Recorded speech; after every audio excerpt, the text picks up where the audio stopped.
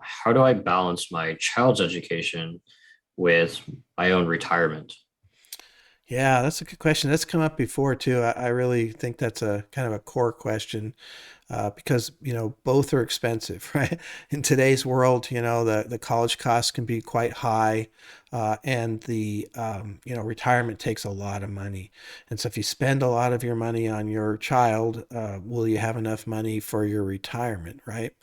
And I think if you did the actual numbers, and I've seen several articles on this, if you did the hardcore numbers and looked at it, look at the return on investment for an expensive school versus a moderate or lower cost school.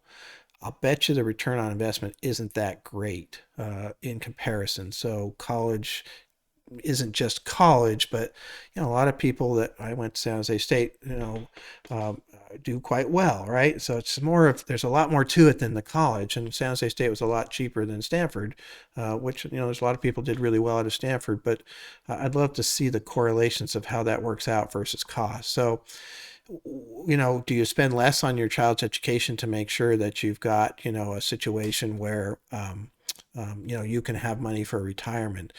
And then if you look at kind of the long-term aspects of, hey, I'm going to carve out money for this high-cost college and take it away from the savings I'm doing for my retirement savings are long-term. So it could be quite expensive, where you might spend $100,000 that you could have saved.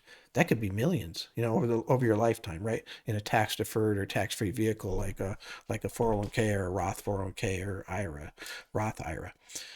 So I think the numbers say that you should focus on your retirement more than the college savings.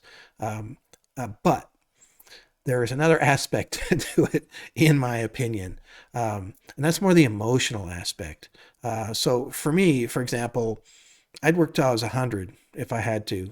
If my kids could get into a school that I thought might give them even a small edge, um, my kids are bright, and if they can take advantage of that and get something better out of it, I'd work until I couldn't work any longer, personally. So that's a different thing. I look at it from the standpoint of what I want to do for my children.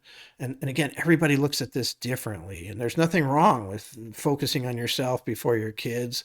I don't know if what I'm doing is actually even worth it. To be honest, we'll find out. My kids are, 20 and 23. So there's still, a long ways to go as far as that goes, to figure out whether this, investment that I'm making pays off. But I do know it feels good to me. It feels great. I love it. I love being able to do what I'm doing and get my kids through college. I got two of them in college right now.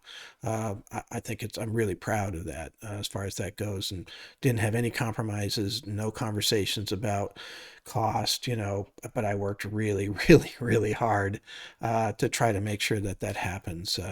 So again, it's just there's an emotional aspect to that question that's different, and then there's an actual numbers factual answer, and they can be contrary to each other. Personally, I'd follow the emotional one first. If that wasn't there, then I'd follow the factual one. So that again, it just depends. There's not a great single answer to that. I see articles that are definitive, definitely save for your retirement over college. Okay. But if I felt terrible doing that and felt like I was not supporting my kids at the level that I wanted to support my kids, that doesn't do me any good. Life is too short for that kind of stuff. So again, there's an emotional aspect that needs to be paid attention to, in my opinion. Yeah, it's like the concept of airplane. You put the mask on yourself first and then your child, but Right. it's hard. I think there's a middle ground though. Maybe you say I'll fund your education, but maybe I'm only going to fund undergrad, Yeah. and you can go anywhere you want. But grad school, that's on you. Yeah. Or That, or you set the expectation. I'll pay for any kind of in-state college, or I'll yep. pay that money to a Right. private college, but you got to cover the rest. Some sort Yep. of middle ground is. Yeah. Well, I think there's some great studies out there that actually show that that type of thing works really well. We have some vested interest from the child, something that they have to pay for. So, for example, if I said I'm going to pay for undergrad and you're going to pay for grad school, maybe that helps in the sense that they start getting better grades in that undergrad, knowing that, that would help them to get into a grad school and maybe even get some grants or scholarships to help pay for that, right? If they've got good enough grades, and they maybe start to save some of the money that they've got from their little jobs and they get ready for that. And so, there's I agree with that wholeheartedly. Actually, there's a responsibility and ownership aspect that you could instill in finding some kind of a middle ground instead of just rolling out the red carpet completely. Yeah, no, I agree with that.